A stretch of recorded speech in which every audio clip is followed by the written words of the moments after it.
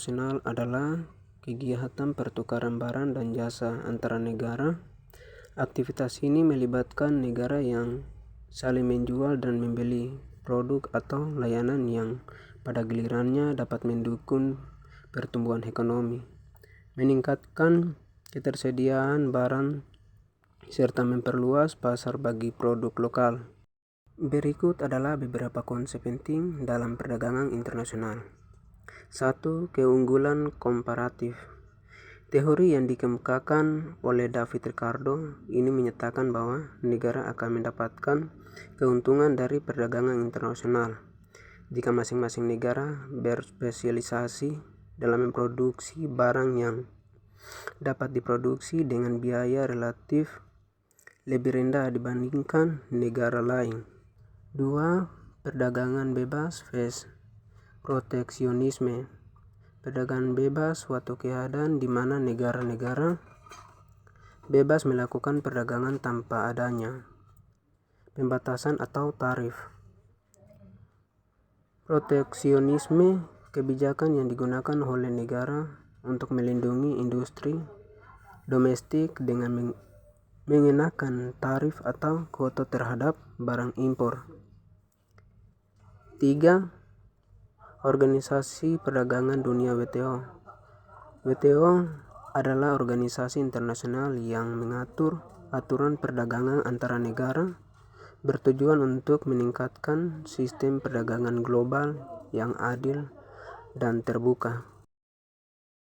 4. Blok perdagangan. Negara-negara yang tergabung dalam blok perdagangan seperti Uni Eropa, ASEAN Free Trade Area, atau North American Free Trade Agreement biasanya menerapkan kebijakan yang mengurangi atau menghapuskan hambatan perdagangan di antara anggotanya.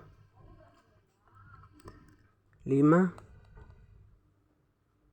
Neraca perdagangan. Neraca perdagangan adalah selisih antara nilai ekspor dan impor suatu negara dalam periode tertentu. Jika ekspor lebih besar daripada impor, negara tersebut mengalami surplus perdagangan. Sebaliknya, jika impor lebih besar dari ekspor, negara mengalami defisit perdagangan. 6. Manfaat perdagangan internasional. Yang pertama, spesialisasi. Negara dapat fokus pada produksi barang yang paling efisien diproduksi. 2. Diversifikasi pasar. Mengurangi ketergantungan pada pasar domestik dengan memanfaatkan pasar internasional. 3. Akses ke barang dan jasa. Konsumen mendapatkan akses ke barang yang mungkin tidak tersedia secara domestik. 4. Transfer teknologi.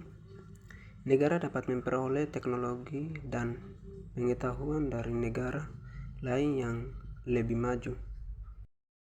7. Faktor-faktor yang mempengaruhi perdagangan internasional. Yang pertama, kebijakan pemerintah. Tarik-menarik antara kebijakan proteksionis dan kebijakan perdagangan bebas. 2. Kurs mata uang. Fluktuasi nilai tukar mata uang dapat mempengaruhi daya saing ekspor dan impor. 3. Kondisi ekonomi global. Krisis ekonomi atau resesi global dapat mengurangi permintaan untuk barang dan jasa. 4. Faktor alam. Sumber daya alam yang tersedia di suatu negara juga dapat mempengaruhi pola perdagangan. 8. Isu dalam perdagangan internasional. Yang pertama, ketimpangan ekonomi. Beberapa negara mungkin merasakan manfaat yang lebih besar dari perdagangan internasional, sementara negara lain lebih dirugikan. 2. Isu lingkungan. Perdagangan yang intensif dapat menyebabkan degradasi lingkungan, terutama jika melibatkan produk yang merusak ekosistem atau tidak ramah lingkungan. 3. Pekerjaan dan upah.